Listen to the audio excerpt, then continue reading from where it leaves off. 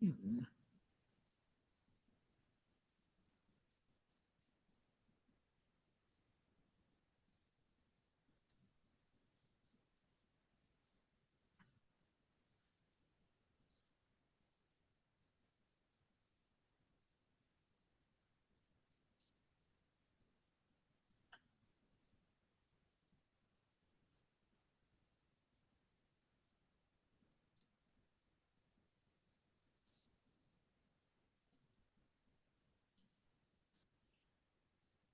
Okay, good morning, bonjour.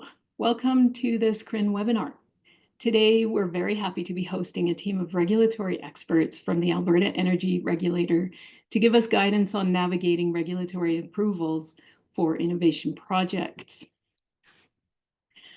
First, with respect and in the spirit of truth and reconciliation, I would like to acknowledge I am speaking to you from my home office near the confluence of the Bow and Elbow Rivers, now known as Calgary, on the traditional and unceded territories of the Blackfoot and the people of Treaty 7 region in southern Alberta, which includes the Siksika, the Piikani, the Kainai, the Tsuut'ina, and the Stoney Nakoda First Nations, including Chiniki, Bearspaw, and Wellesley First Nations. CRIN has headquarters in the city of Calgary, which is also home to the Métis Nation within Alberta Districts 5 and 6. If you're joining us from other regions today, we encourage you to research the history and traditions of the land on which you live, work, and play.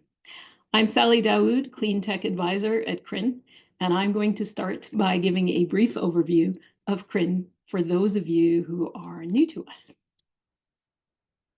The Clean Resource Innovation Network, CRIN, is a nonprofit pan-Canadian network accelerating innovative technology development, deployment, commercialization, and adoption across Canada's hard-to-abate industries, including, of course, oil and gas.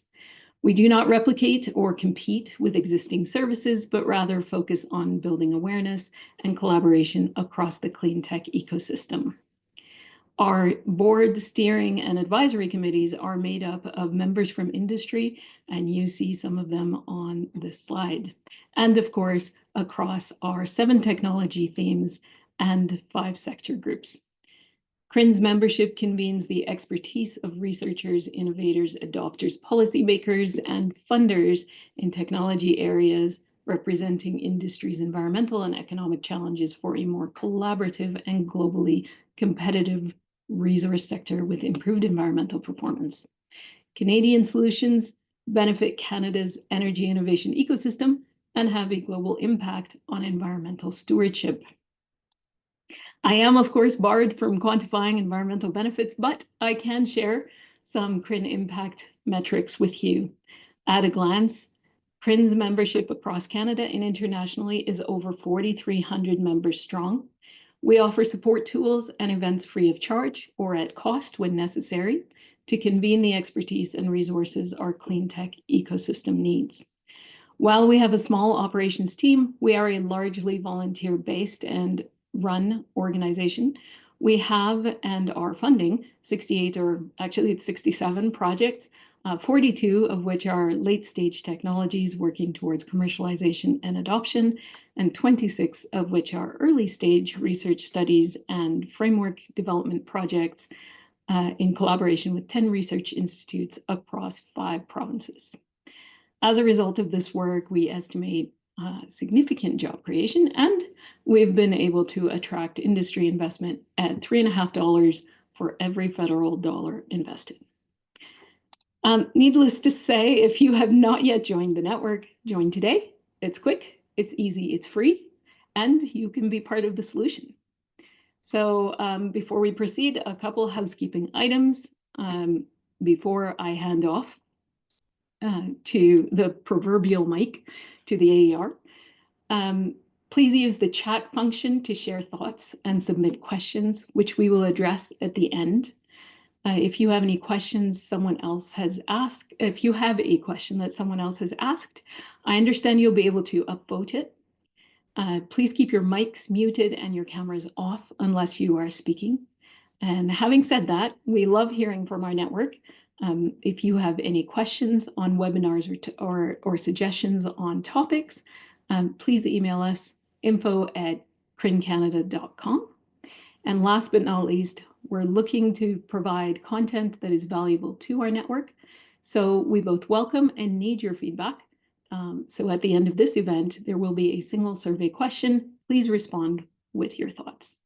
And with that, I'll hand it over to the AER. And Jason, over to you. That's great. Thank you very much, Sally, and to CRIN for hosting us here today.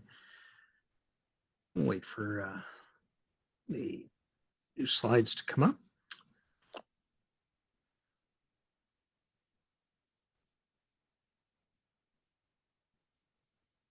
Lovely. So we're here today to talk to you a little bit about innovation and the Alberta Energy Regulator. Introduce the team really quickly. So my name is Jason Bernay. I'm the Director of Technical Science and External Innovation here at the AER. Been at the regulator for 10 years now. With me today supporting, I have Stephanie Young, my Manager of Industry Performance and External Innovation. I have Rob Borth, a Senior Advisor of External Innovation. I have Edward Zhang, a Senior Specialist with External Innovation. I have Angie Toon, a Data Analyst with the External Innovation and Technical Science team. So with that, we represent the External Innovation team at the regulator. I want to go to the next slide. Well, actually, one second. So before we get into it, so what we'll do today is we'll go over the AER itself, what the external innovation function at the AER is. We'll go over an intake and assessment process, give you a bit of metrics, go through some examples, and then really focus on your questions, really. This is a great opportunity for the regulator to interact with an external audience, to hear questions, concerns, comments with regards to how you approach the regulator, when you approach the regulator, and all that great stuff. So without further ado, we'll jump into the next slide.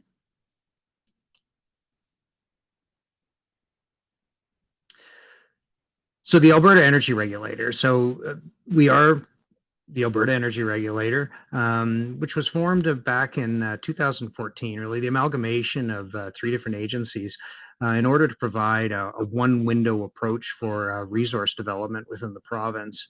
It was also meant to ensure that really it takes that development from the initial application all the way to the reclamation. So end-to-end from that particular perspective. And the mandate of the regulator is to provide for the efficient, safe, orderly, and environmentally responsible development of energy and mineral resource, in addition to deep geothermal, which has been added.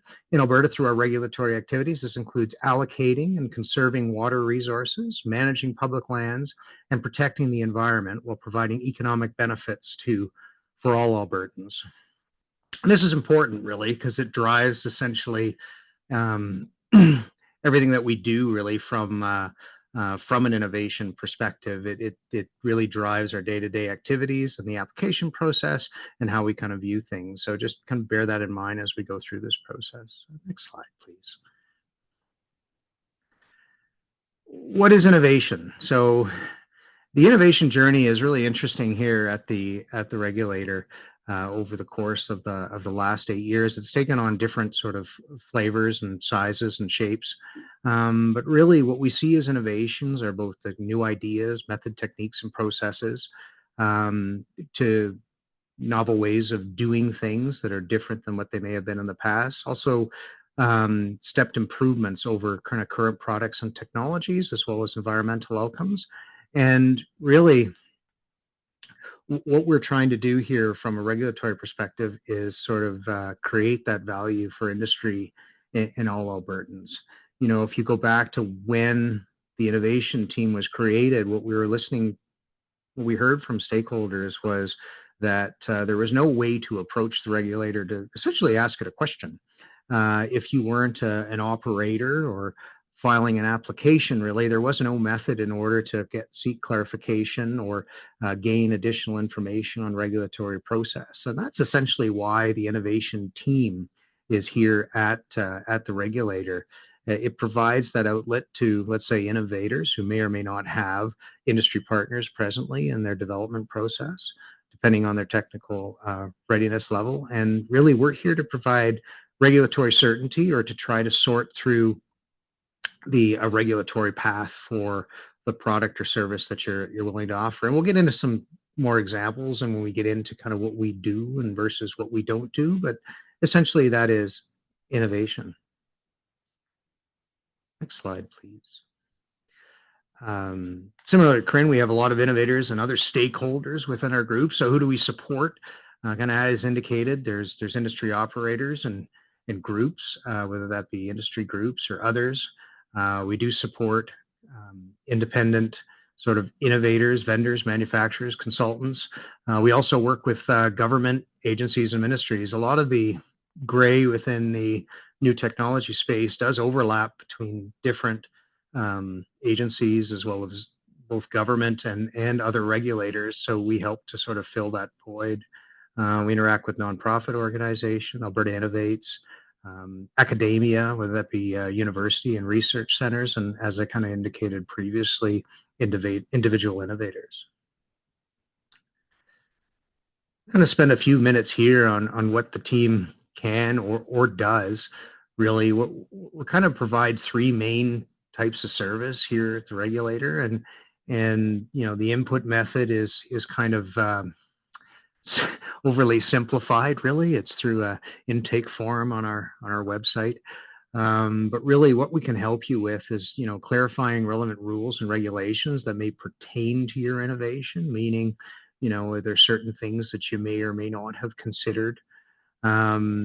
We facilitate information exchange and knowledge sharing. So for example, if there's different sort of groups within the regulator from a pre-application perspective that be relevant to help support you, we can get you into contact with them or through us if that is indeed warranted. And we do provide regulatory support for field trials and pilots. Now, that does say a lot, and it seems to think that we do kind of everything, and well, we don't. But and we'll move to that in the next slide. So what we don't do, and this is really from, if you look at different sort of iterations of the innovation team where there has been some missteps or not in the past, but it's important to note what we don't do. So we don't replace the regulatory application process. So this particular team does not actually have any jurisdiction over application approval. So we don't replace the application process, meaning, oh, we were talking to innovation, we're just waiting on our approval. That doesn't necessarily work that way. It still has to come in via application through the proper channels. Another consideration that we have is we don't issue any endorsement testimonials or certifications, meaning you won't get a letter from the regulator stating your product is great, or to use your product, or to make regulatory change to mandate your product be used. We're kind of indifferent in that particular sense. We have to remain very neutral with regards to both industry, the public, and the innovator. So we tend to be that neutral country, let's say, in the middle of trying to balance back to our mandate these particular sort of implications really that may have. We can't really grant anyone any economic favor over another, or pick winners and losers, for a more simplistic term, from a technology perspective.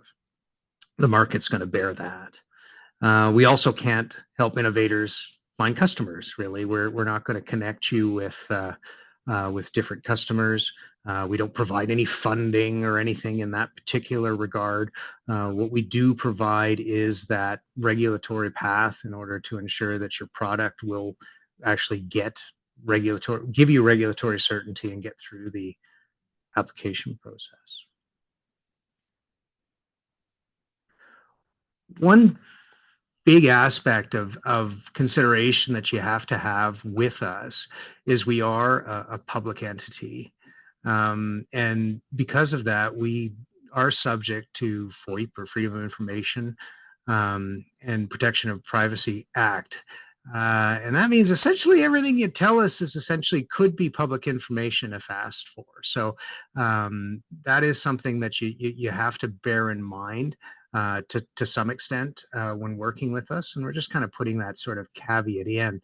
That said, if there are certain portions of records that you have that you deem are truly indeed confidential, you should kind of note that to us.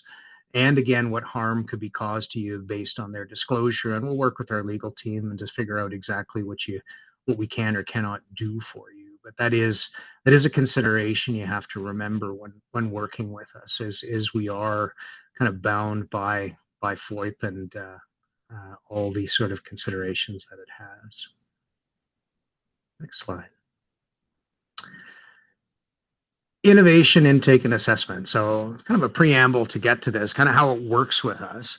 Kind of as I indicated earlier in the presentation, we got a fancy web page really with a intake form on it that can be submitted online. And what happens when you do that? It asks you a fairly brief series of questions, kind of where you're at, where you're going, technical readiness level, and so on and so forth. And that information gives us a good sense as to kind of what you're looking for. You obviously have to ask what you're looking for as well. And we'll give that a once over to make sure that we have the appropriate information.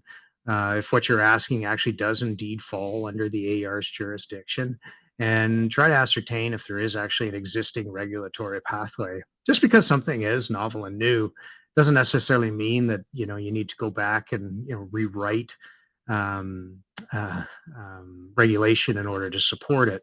Most items that we see on a day-to-day basis can be accommodated within the existing regulatory construct. There are certain items, let's say we'll get to some examples such as minerals, brines, where jurisdiction was a little foggier, let's say, in years past, whereas now there is regulatory certainty with kind of who is the regulator for that. But yeah, kind of looking at what existing rules and regulations we have at our disposal in order to make regulatory considerations for your product. Continue with the assessment. What exactly are you requesting? As indicated, a lot of times you get applications where perhaps people's determination of technical readiness level isn't exactly where we might deem it to be. So it's that alignment on a TRL, kind of what service we combine and where you're at within the process. And then trying to ascertain exactly where you are at. Are you at the point where you've sold your product to an operator, you're ready for an application, you're requesting a pre-application meeting, or if you're just testing the waters to see, I got this great idea, is this going to work within the regulatory construct? And what we're always doing really is trying to look at outcomes, again, tied back to the mandate, to the economic benefit of the environment, and the economic benefit of all Albertans really is moving that technology forward if it so warrants it, right? And in the more extreme cases, really, it can actually result in directive or regulatory change. One thing that is kind of a little bit more difficult to overlay on this type of, it sounds very simple when I explain it. Well, you should put in a form, and before you know it, at the end of next week, you get your answer and everything's great. But this process could take anywhere from, a half-hour meeting to several years in order to complete, depending on the scope and complexity of what you're asking for and the availability of existing regulation in order to support it. So, this is not really an answer that you kind of can give until you sort of get into the nuts and bolts of exactly what we're talking about. And like I said, in some circumstances, it does actually require regulatory change where it's so novel and new, and does require sort of the discussions with additional regulators, legal teams, and so forth in order to both determine jurisdiction and then figure out a path forward. So at times it can be lengthy. One thing that is sort of that I haven't said specifically, but we are the Alberta Energy Regulator, and again, our scope of application is limited to the province of Alberta with regards to subsurface development. Next slide. So give you a sense of the kind of the applications or the requests that we receive. The bulk of it is with regards to regulatory clarification. How does my product, service, idea fit within the existing regulatory construct in order to provide regulatory certainty that I can go out and sell this, and companies that I sell it to will be able to submit an application and indeed get that application approved. So that's the bulk of the requests that we see. These tend to be at times quick, at times very lengthy, really, in order to get to get to an answer. There is a fair amount of knowledge sharing that also takes place, where we connect innovators to relevant SMEs with regards to considerations. And we tend to be the intermediary between that. So it's not like you're being passed on. The innovation specialist will be with you kind of throughout the process, sort of shepherding that relationship. And the regulator itself is continuing to evolve its pilot process. Whereas, if you already have if you're an operator and such, a lot of these come in directly and work directly with the applications team. We're working on a more holistic solution to try to track pilots in a more holistic manner. So that number is likely quite higher than what it's currently stated, but these are the pilot requests that sort of come through us directly. Here's some more detailed sort of metrics of kind of the vast sort of gamut of topics that we see. Really everything from research to safety and new techniques. It's really interesting to note that the regulator itself, and with new things, as innovation is the first stop a lot of times when it's very novel and new, may not be established technologies, may not have a regulatory path. And as it grows and develops, it turns within the regulatory construct, it does obtain more certainty. Certain examples of such that we'll touch on a little bit later in the example section is, when you get into, let's say, brine hosted minerals or even hard rock minerals, where there was some uncertainty with that. And through working through those types of processes, you've gotten to that regulatory certainty of an application process being developed by the regulator, and that moves into what we call a mandate expansion group. So as products kind of and regulation kind of matures, it gets handed off from the innovation group either within applications or within mandate groups. And subjects that ended up in the mandate group include everything from geothermal to hydrogen to some extent CCUS, and minerals and brines. Kind of getting into some examples of what we've done, and I'm gonna pass off the cavern storage to Rob, I believe. Yes, thanks, Jason.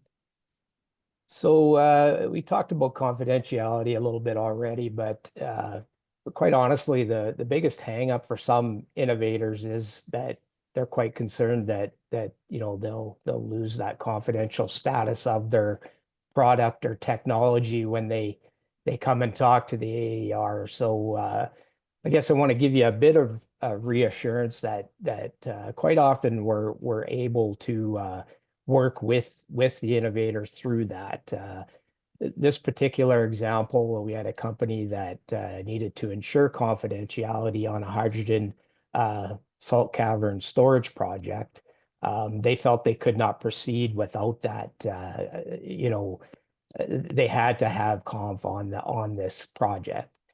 We worked internally with other groups to kind of make that happen. So that kind of shows, I think, where our biggest contribution to innovation is that we're able to take a little more time and take a bit deeper dive into the requirements. In this case, we were able to come up with some kind of novel approaches to ensure confidentiality, and the project did proceed.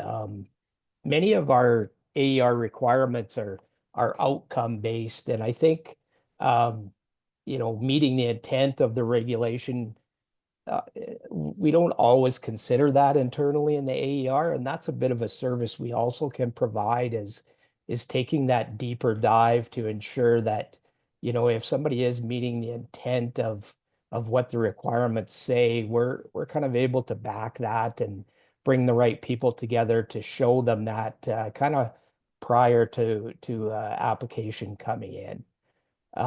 We have those connections to the decision makers in the organization. We take that deep dive and we're able to make things happen. So this one just wanted to highlight that if that is your concern as an innovator, quite often we can find an approach where we can ensure that confidentiality, at least in the short term, until your project is at the commercial stage.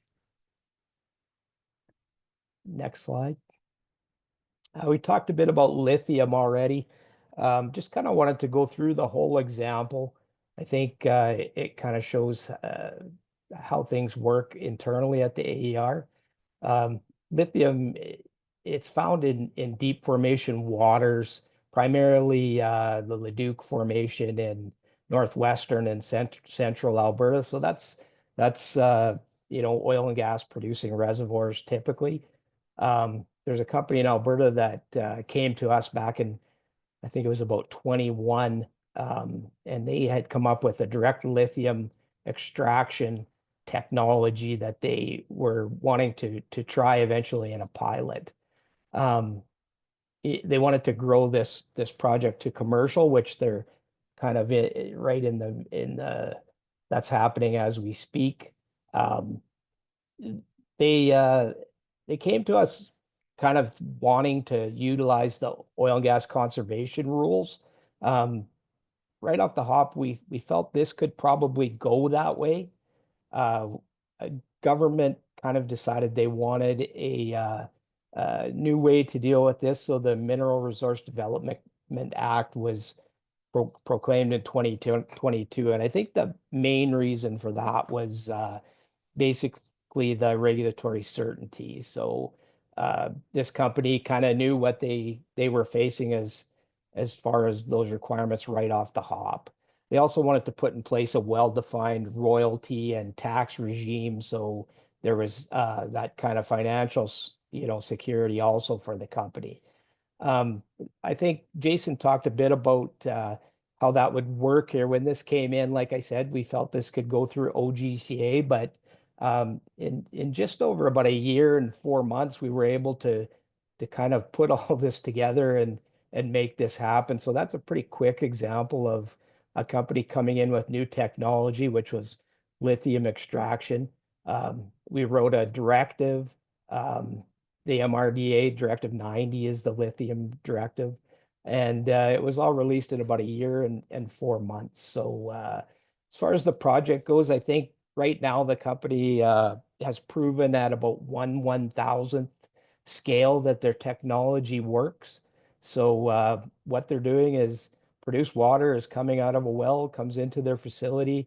They extract battery grade lithium and they inject the water back into the same formation.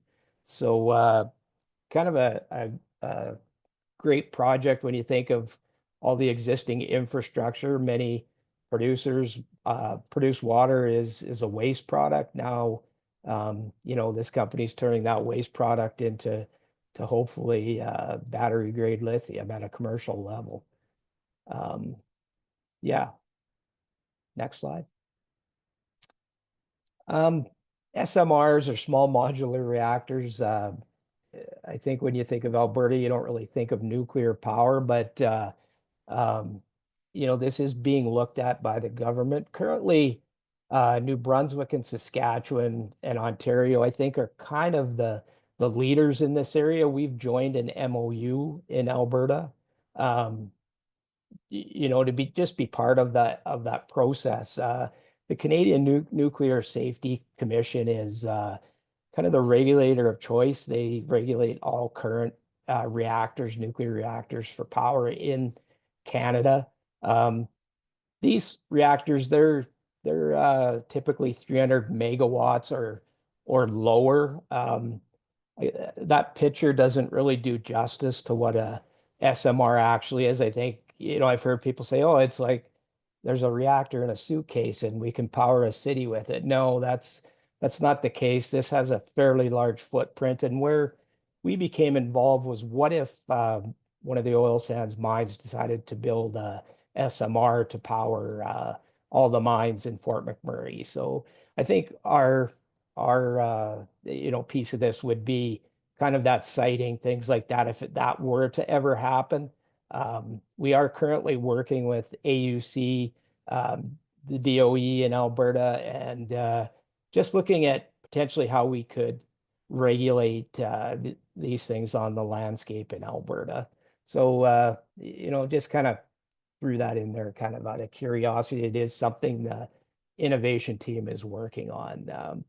And kind of lastly, I just wanted to add in there's kind of two areas which I kind of personally see as requiring a new approach. So this is coming from the innovation team to the innovators in Alberta. There's two areas that I believe require a little more focus. And you saw on a previous slide that tailings was on there. Oil sands tailings, we see a lot of projects that deal with the water. So somebody's going to take the water, maybe ship it down a pipeline somewhere and inject it under the ground. Great, but that's not dealing with tailings. The issue is the solids, as many of you know, and that's something I'd really encourage anybody on the call, if you're wondering about something you could maybe look into, is dealing with kind of tailings in their entirety and getting rid of the tailings in an environmentally friendly manner. The other one is orphan wells. You all see in the news these companies maybe going bankrupt. You see hundreds of these wells becoming orphans. Many of these wells probably have some more life left in them. Um, I I kind of believe our current regulatory liability framework kind of works against repurposing a lot of those wells. So, another service we can provide as our team is to bring forward change to those regulatory liability frameworks as well. If those are getting in the way of somebody innovating something really good that benefits the people in the province of Alberta, I would really encourage you to do that. So maybe it's geothermal, maybe it's power generation, anything like that. I've talked to numerous people who would love to do it and have a great idea, but maybe the 100% liability component or something gets in the way of them doing that. So we also don't just accept technologies, we accept requests to change requirements to enable, new technology and innovation. Thanks. Thanks a lot, Rob. I'll pass it over to Edward. Thank you, Rob. Thank you, Jason. So this example, it's about innovation in the drilling technology space. Just to provide some background, in the past, some of the innovators the innovation team has interacted with expressed their concern about challenges or difficulties of getting access to well site to test, to field trial their new and novel drilling technologies. And typically in the past, they only have two main options. One is to either partner up with a industry operator that owns and operates existing wells, or they can acquire the assets themselves and become owners and license holder. But both of these options present different sets of challenges, particularly for small companies or even researchers or academias. So in the spring of last year, the Alberta government announced a feasibility study for a drilling technology hub. So some of you on the line may be familiar with the announcement and know what this is about, but to keep it consistent with the rest of the presentation, where we don't mention any names of any specific companies or projects, so we're just going to refer it as the hub. The overall objective of the hub is to provide open access to the drilling site, where companies, no matter how big or small, they can apply to participate as a tenant to develop, to test and refine their drilling technologies in different challenging environments, meaning deeper depths, hotter temperatures, and different rock formations. So recognizing this hub or this initiative, it's uniquely designed to facilitate technology advancement instead of traditionally drilling for production. The innovation team has been leading the effort to identify a regulatory pathway to support this feasibility study. Some of the discussions have covered some key aspects such as licensee eligibility, liability management responsibilities, what are the appropriate well types or classification for that, and the overall licensing process. And in addition to that, we've also advised to the proponent that they might need to consult with other regulatory bodies with regards to other regulatory aspects that are beyond AER's jurisdiction. So while the recommendations from this study are under review by the government, the AER subject matter experts has already began exploring appropriate monitoring tools and controls to address potential technical and operational risks that comes with the activities. Our goal of the team is to provide regulatory clarity and reduce uncertainty early on in the process to kind of foster a environment that supports innovation for it to grow and to ensure that all necessary compliance measures are in place to hold them accountable if they decide to move forward with the implementation of the hub. So ultimately, the work we do on this file supported the broader objective of positioning the province as a leader in energy innovation. Next example, please. Yeah, thank you. So the next example, it's about Directive 20 and the use of alternative material to cement for well abandonment activities. The D20 itself offers some flexibility because these materials are allowed as long as they can demonstrate they meet some the necessary requirements. For many years, Class G cement has been the sort of the go-to material for well cementing because it's specifically listed in the directive as a acceptable product. But in recent years, there's a shortage of that due to all kinds of reasons, and it's creating a pressing need for innovative solutions to happen in this space.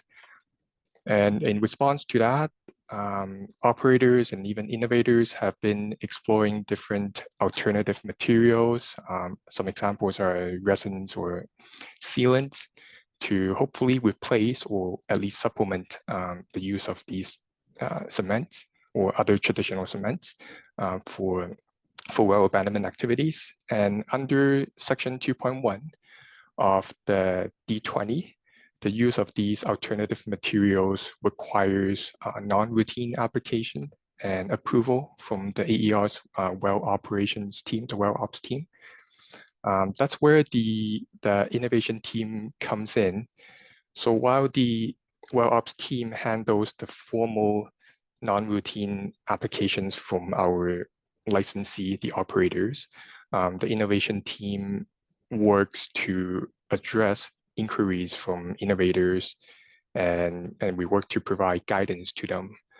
By keeping track of these files, we've sort of recognized that cement alternative has become a hot topic for innovation.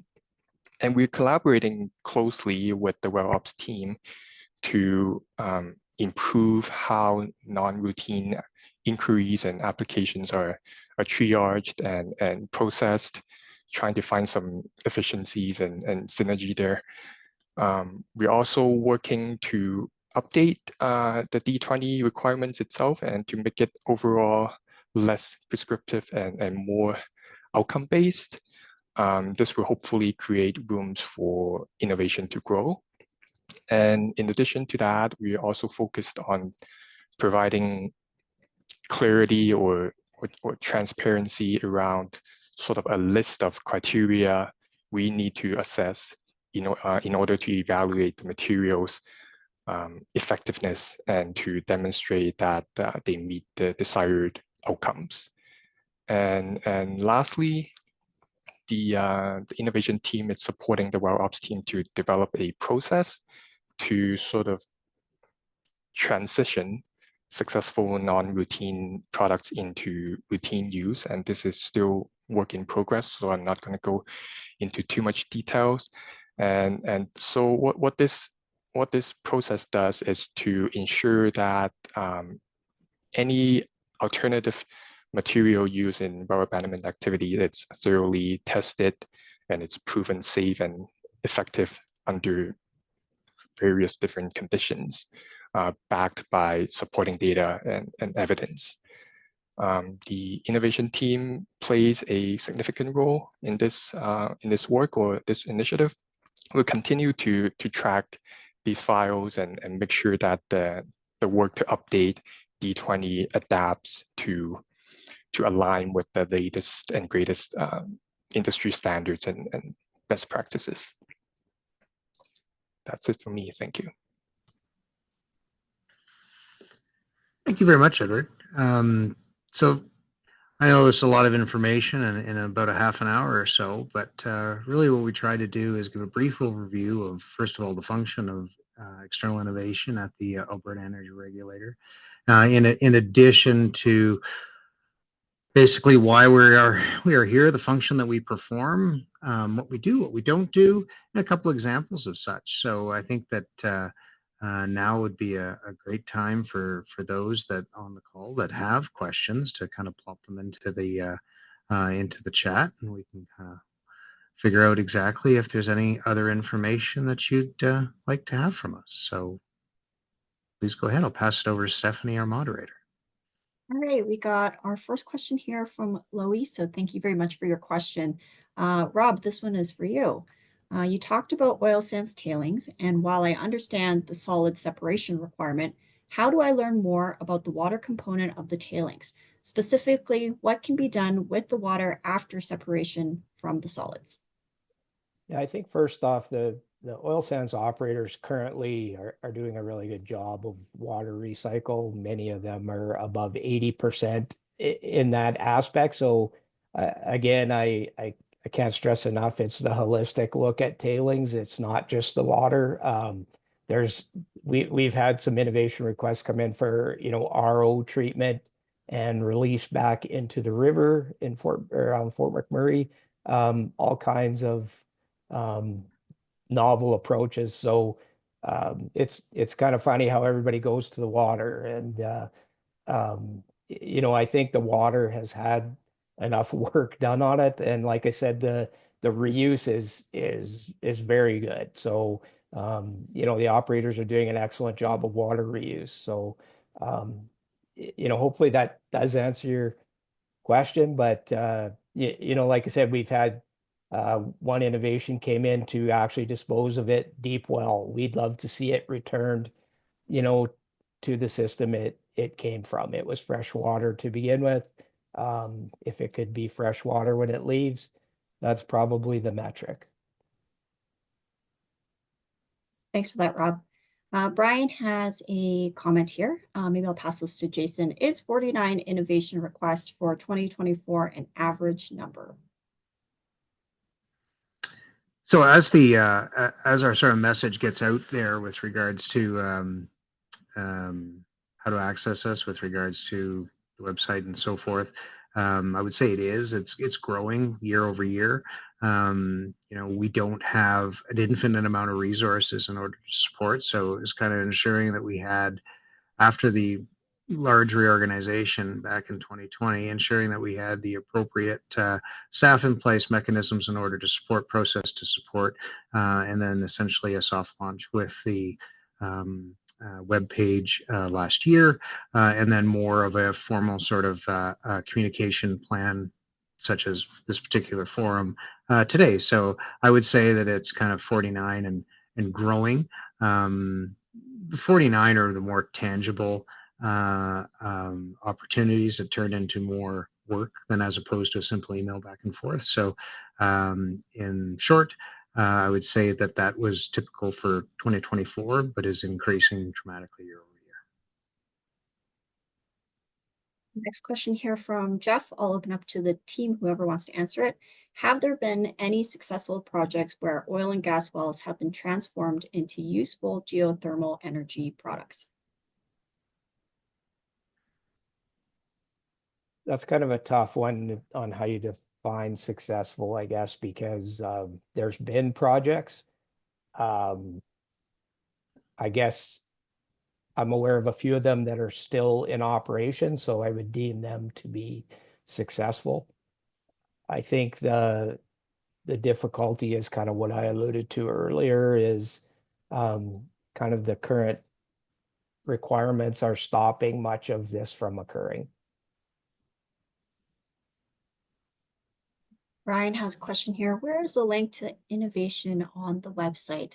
I will share my screen really quickly here, but we do have the information as part of the presentation today, so it will be, I believe, available to all those registered. So I'll just I put it in the chat as well. I put it in the chat as well. Perfect. Okay. Going back to the questions here. Mike had a question here. How do we know if we should be speaking to the AER versus Alberta Environment and Parks? We are a hydrogen technology company, but we also produce carbon by processing natural gas.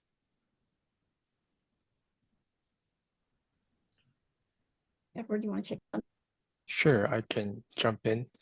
So there's actually a webpage on the aer.ca website that focused on hydrogen development, and on that page it also specifically described the boundary of regulatory responsibility between the AER as well as the AEPA.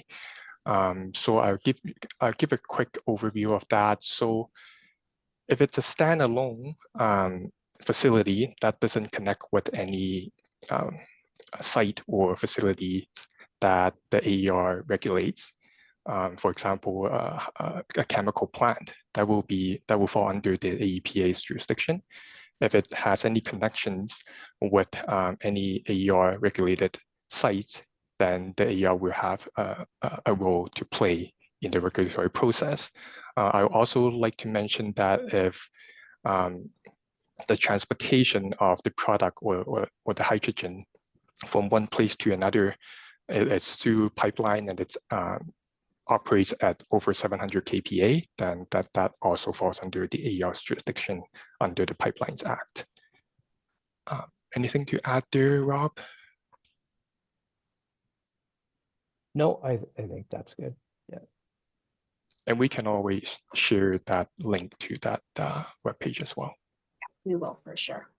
Edward, while you're on the line, we'll keep you there. What level of TRLs do you begin to work with innovators?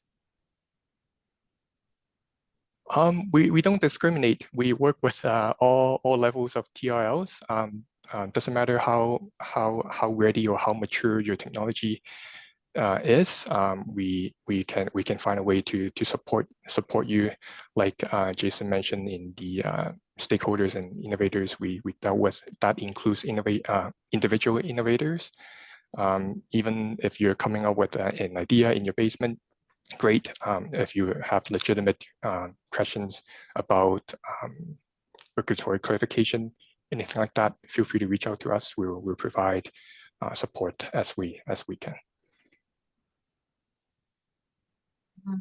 EO has a question. We are planning to pilot our CMR technology for produced water to ammonia. How or could AER help us?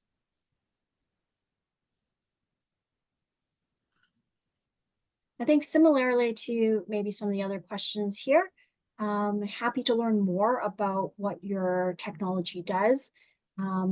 Jason's added a link to the chat here for everyone to access our innovation page. So please take a look at that.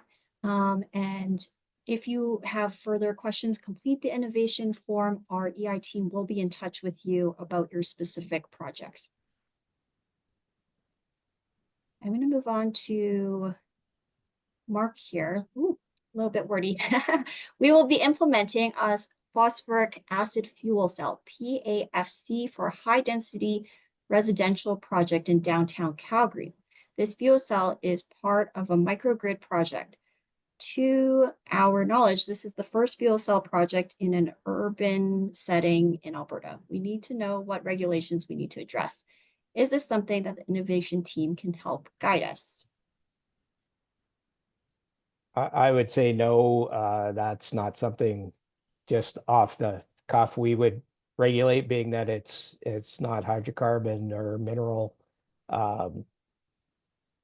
based, but I don't know enough about phosphoric acid fuel cells, but that would just be to me that would probably be Power generation, Rob. So yeah, would not be us.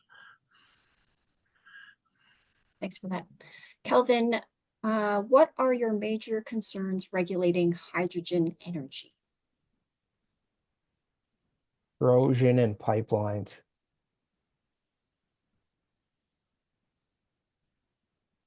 Right? Anything to add to that, Jason? No? No, that's basically it. That's really, because if you look at what we really have to deal, considering the types of hydrogen available within the province, there's not really any white or naturally occurring, so it's all a byproduct, right? So yeah, the larger pipelines and transportation of such, as you well know, hydrogen is ridiculously corrosive, or more corrosive than the current items in pipelines. So yeah, leveraging existing infrastructure could be a challenge. Get on to Bernard's question here. How does field trial results or data get back to the AER ops team and the innovation team? I'm guessing this is the well operations team.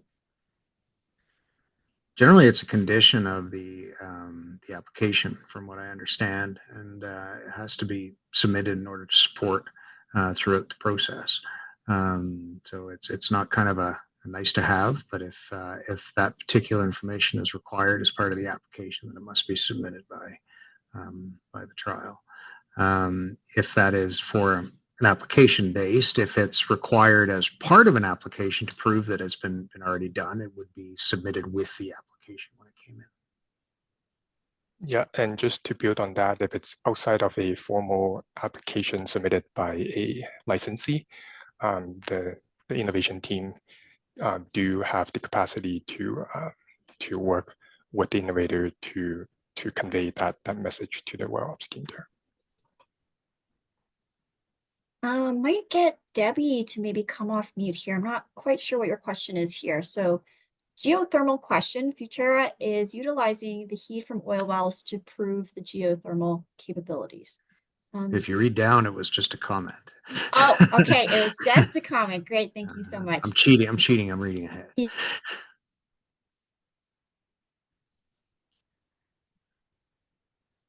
And thank you for that, Amanda.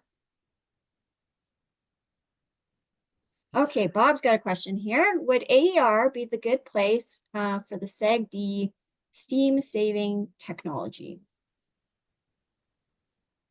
Yes, for sure. We'll connect you with our institute folks. Yeah. Are there areas where you see the need for more innovation than others? For example, reclamation of non-operating sites, feedback from the AER on where innovation is needed would be helpful. I think Rob talked about it a bit. Jason, you want to take this one? Yeah, it's really interesting. We do have CRIN sort of on the line with regard to their focus areas and such. A lot of times it really focuses on what there's need for innovation everywhere. It always seems to need to evolve. That said, most innovations require sort of commercial viability. So really, what are operators sort of looking for from a customer-centric perspective? So I would say focus on that. If I was selfish from a regulatory perspective, as Rob sort of indicated with tailings and orphan wells, those are an issue that need to be resolved or innovated towards. Also, alternative uses to fresh water, right? From the implementation of the water conservation policy. This team also, or Stephanie's team also, produces the water use report for the province, and we are still wholly dependent on non-saline fresh water, and for most operations, it tends to be the cheapest option. Trying to look at economies of scale in order to get to a point where you can incentivize the use of non-fresh to be as a greater economic benefit to companies. So, selfishly, I can say all these kind of great things, but really, the market's going to dictate where you really need to put your focus. Another one for Rob. You mentioned that RO membranes are being evaluated for potentially treating tailings water for release. Are water quality guidelines being developed by the AER with the intent for release from oil sands operations? My hope would be we would continue to utilize our current surface discharge criteria.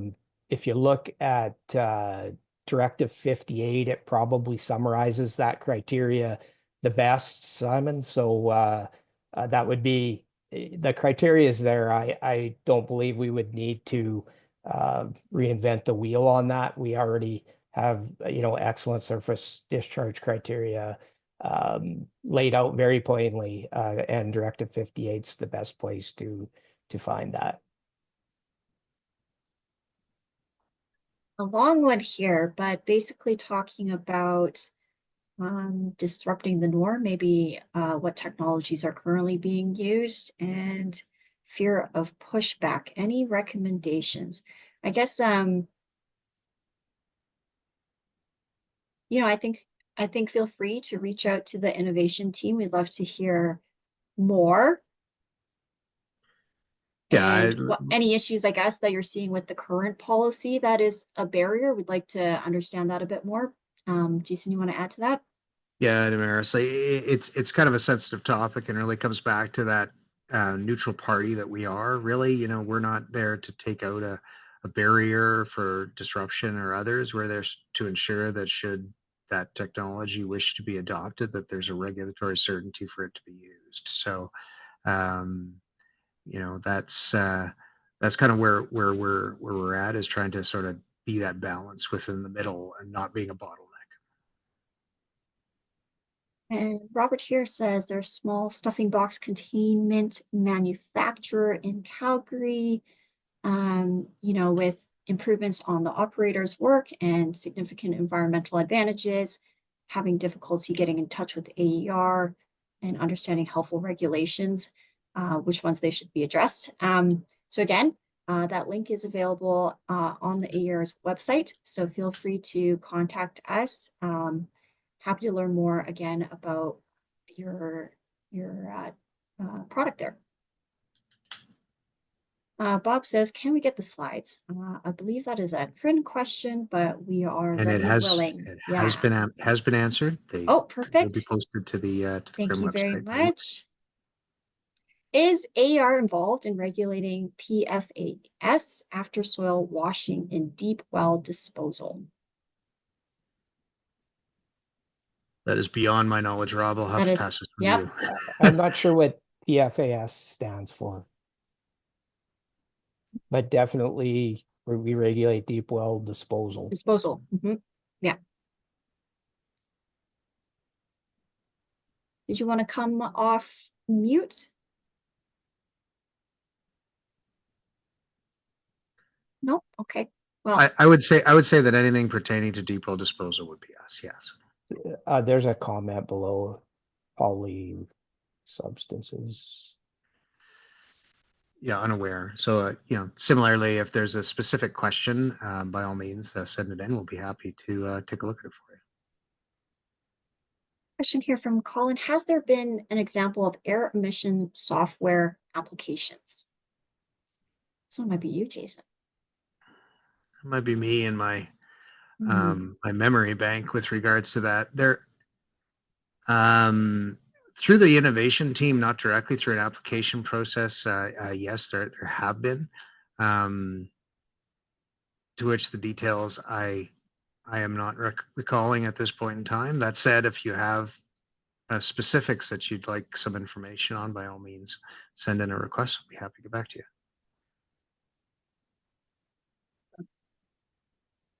We'll give it a couple more minutes here. I think we've answered all of our questions. I see Sally's pop back on.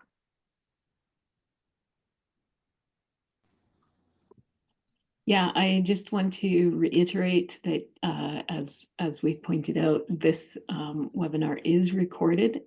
You will be able to access it on our website within, I expect, 48 hours. Hopefully, I'm not making promises the team will shoot me for. Oh, there was another question from Bob. Yeah, so it says, where can we get the application process? So in terms of the innovation intake form, that will be in the slides. So there'll be a link there for you to access. The application process, it is dependent on what you're applying for. So there's no, one way to do things. So we'll need to understand a little bit more about what you're looking for there. I will also just make one quick comment. There was a question earlier about which areas are great for innovation, or what areas we're focused on. And as Jason did point out, at CRIN, we do have what industry's focus areas are, the challenges that they are looking for solutions for. So those are the areas that a lot of support, the available support and focus from government, as well as I expect with policy, is focused on. So please take the time to join the network, have a look at the technology themes, the theme areas we've identified. And there should be more and more information coming out about the specific challenges we're focusing on over the next, months. It will be coming out on a regular basis, on a rolling basis. Thank you for the link as well. I see Jason also put in a link for the application process. Stephanie, do you want to share the last slide that shares the innovation mailbox as well as the link to those web pages? Thank you. Okay, well, Yeah, go ahead. go Sorry, Sally. No, you go ahead. No, I just wanted to thank CRIN for having hosted us today, and then we'll pass it out over to Sally for closing comments. Yeah, I was going to say the same. This concludes our webinar for today, because it looks like we've run out of questions for the moment. Thank you to the AER team, Jason, Rob, Edward, and Stephanie, for joining us and giving us some great information and the opportunity to ask these questions. Thank you to all of you who have taken time from your busy day to be here with us. If you haven't already, please join the CRIN network and keep an eye out for our next event. And in the meantime, have an innovative day. Thank you. Thanks, Sally.